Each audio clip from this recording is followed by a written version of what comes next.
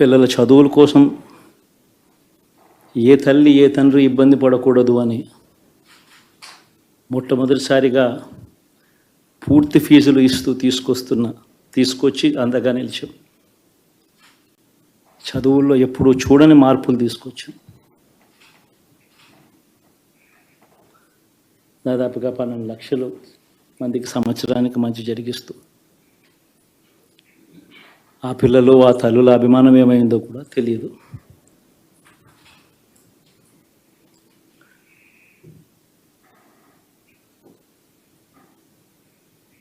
దాదాపుగా 54 లక్షల మంది రైతన్నలకు గతంలో ఎప్పుడూ చూడని విధంగా జరగని విధంగా పెట్టుబడికి సహాయంగా అందించే కార్యక్రమం మొట్టమొదటిగా జరిగింది మన ప్రభుత్వం వచ్చాకే.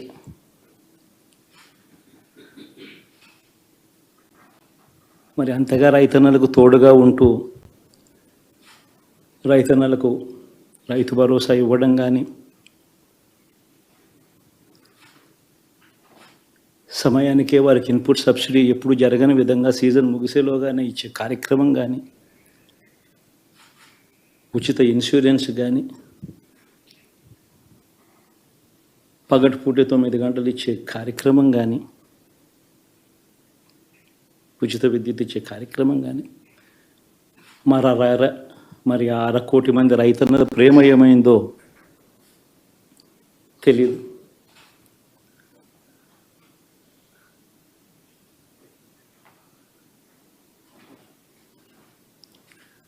మరి ఇన్ని కోట్ల మందికి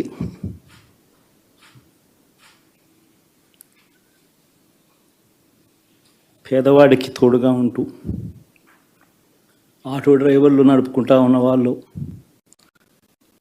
ఆటోలు దోలుకుంటూ టాక్సీలు దోలుకుంటూ ఇబ్బంది పడకూడదని వారికి అండగా ఉంటూ ఓ వాహనమిత్ర,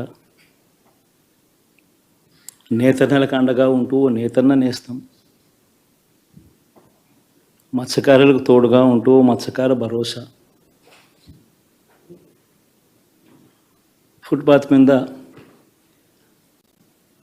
చిన్న చిన్న ఇడ్లీ షాపులు పెట్టుకొని నడుపుకుంటూ, చిన్న చిన్న బంకులు పెట్టుకొని నడుపుకుంటూ, చిన్న చిన్న వ్యాపారాలు చేసుకుంటా ఉన్న వీళ్లకు, నా అక్క చెల్లెమ్మలకు, నా అన్నదమ్మలకు మంచి జరగాలని ఆరాటపడుతూ వాళ్ళకు ఒక తోడు, నా రజకులకు, నా నాయి బ్రాహ్మణులకు, నా టైలర్లకు అని అండగా ఉంటూ వారికి ఒక చేదోడు. మరి ఇన్ని లక్షల మందికి ఇంత మంచి చేసి, ఇన్ని కోట్ల మందికి, లక్షలు కూడా కాదు, కోట్ల మందికి మంచి జరిగించి, ఎప్పుడు జరగని విధంగా మేనిఫెస్టో అంటే ఒక చెత్తబుట్టలో పడేసే డాక్యుమెంట్ కాదు.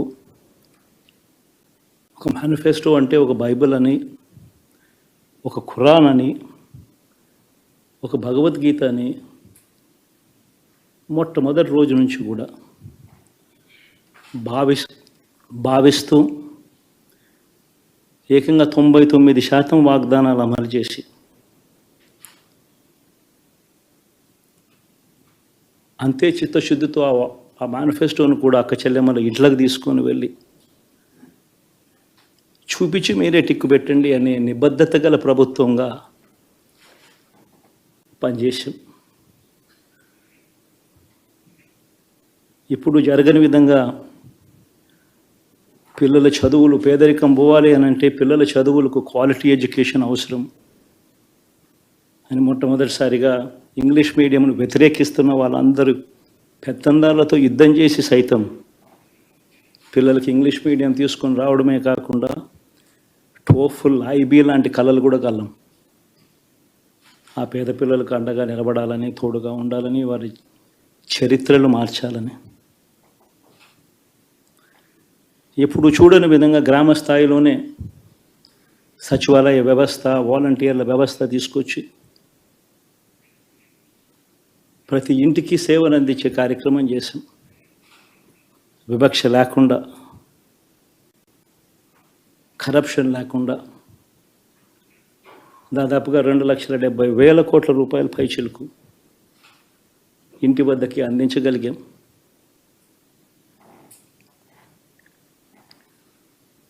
ఇప్పుడు చూడని మార్పులు తీసుకురావడమే కాకుండా ఒక చదువుల రంగం అయితేనేమి, ఒక విద్యారంగం, ఒక వ్యవసాయ రంగం అయితేనేమి, ఒక వైద్య రంగం అయితేనేమి, ఏ పేదవాడు ఎప్పుడూ ఇబ్బంది పడకూడదు అని ఎప్పుడు ఊహించని విధంగా మార్పులు తీసుకొస్తూ పేదవాడికి అండగా నిలబడగలిగాం. విమెన్ ఎంపవర్మెంట్ అంటే ఇది, మహిళా సాధికారత ఇది అంటే ఇది అని ప్రపంచానికి చాటి చెప్పగలిగాం. సోషల్ జస్టిస్ అంటే, సామాజిక న్యాయం అంటే ఇది అని ప్రపంచానికి చూపించగలిగాం. మరి ఇన్ని గొప్ప మార్పులు చేసిన తర్వాత, ఇన్ని కోట్ల మందికి మంచి జరిగిన తర్వాత మరి అభిమానం ఏమైందో, ఆప్యాయత ఏమైందో తెలీదు.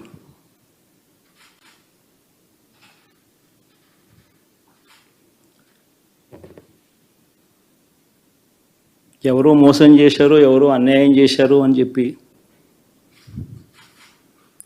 అనొచ్చు, కానీ ఆధారాలు లేవు.